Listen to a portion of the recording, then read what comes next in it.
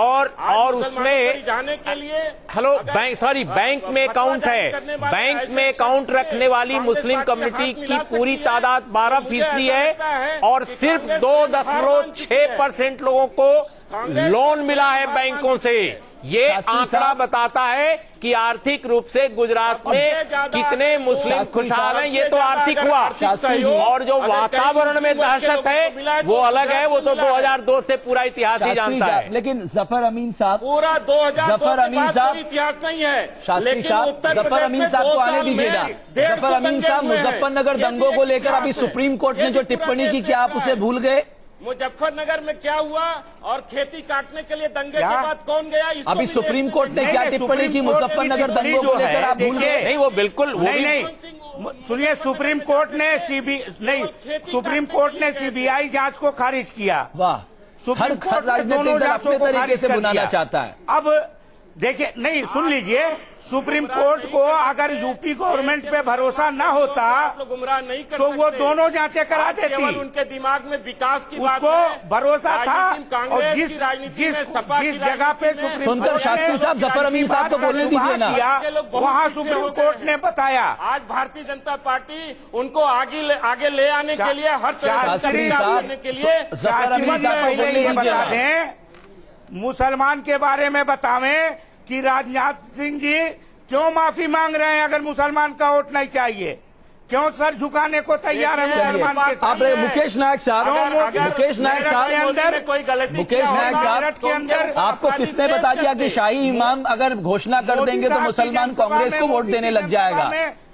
क्यों नमाज पढ़ाई गई? मुकेश नायक साहब, हम कहाँ ये कह रहे हैं कि वो घोषणा कर देंगे तो ऐसा हो जाएगा? हमने कब कहा ये? जब आपको विश्वास ही नहीं है तो फिर इतना ज्यादा घड़ी है देश में। आपके बड़े नेता आनंद शर्मा कह रहे हैं कि वो बहुत बड़े एक धर्मगुरु हैं, अगर वो कहेंगे तो बहुत चीजें कह रहे हैं कि वो, आप कह रहे हैं कि वो घोषणा, और मैं आप मुझे एक बात बताइए, इस देश में किसी भी व्यक्ति को अपनी बात कहने का अधिकार है, बिल्कुल, चाहे वो आप हो, चाहे इमाम बुखारी हो, चाहे मैं हूं, बिल्कुल, कोई भी अपनी बात कह सकता है। इसमें आपको क्या आपत्ति है? हमें आपत्ति ये है कि आप दुनिया भर में ढोल पीट रहे हैं कि साहब हमने मुस्लिमों के लिए ये कर दिया, 15 पॉइंट प्रोग्राम दे दिया, हमने उनके लिए तमाम योजनाएं चला दी, उसके बाद आप इमाम बुखारी से सर्टिफिकेट ले रहे हैं। हमें आपत्ति ये है।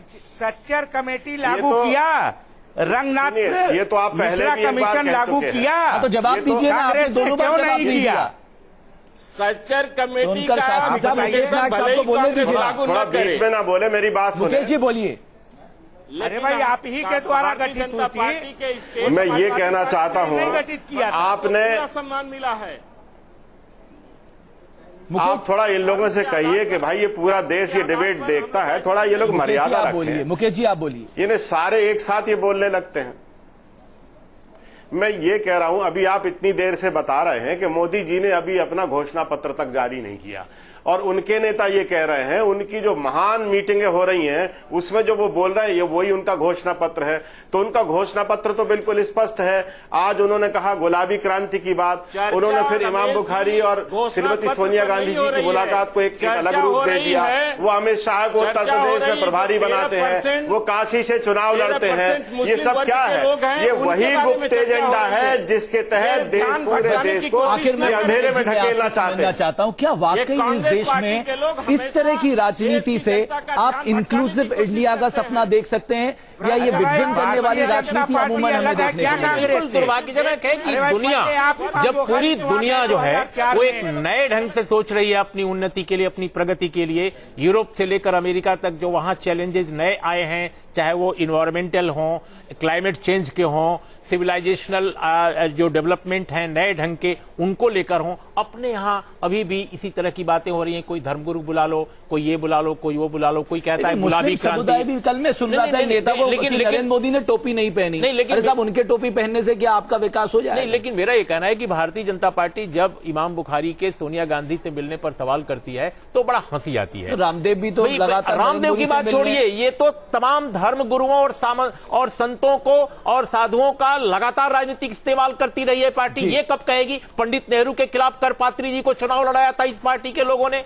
जब वो हिंदू महासभा के पीछे आरएसएस ही तो थी उन दिनों। तो ये तो आजादी के आंदोलन के दौरान, आजादी के बाद और आज तक जनसंघ और बीजेपी ने हमेशा धर्म का राजनीतिक मंसूबा पाले रखा। तो ये लोग अगर कहते हैं, मैं मानता हूं कि इमाम बुखारी को क्रेडिबल बनाना ठीक नहीं है, इमाम को क्रेडिबल बनाना ठीक नहीं है। मुसलमान और हिंदू इस देश का सभी सेकुलर लोग हैं, अगर कहीं गड़बड़ी है तो राजनीतिक लोगों में है। सबसे दिलचस्प ये है कि राजनीति, आप सबका बहुत बहुत शुक्रिया इस चर्चा में जुड़ने के लिए।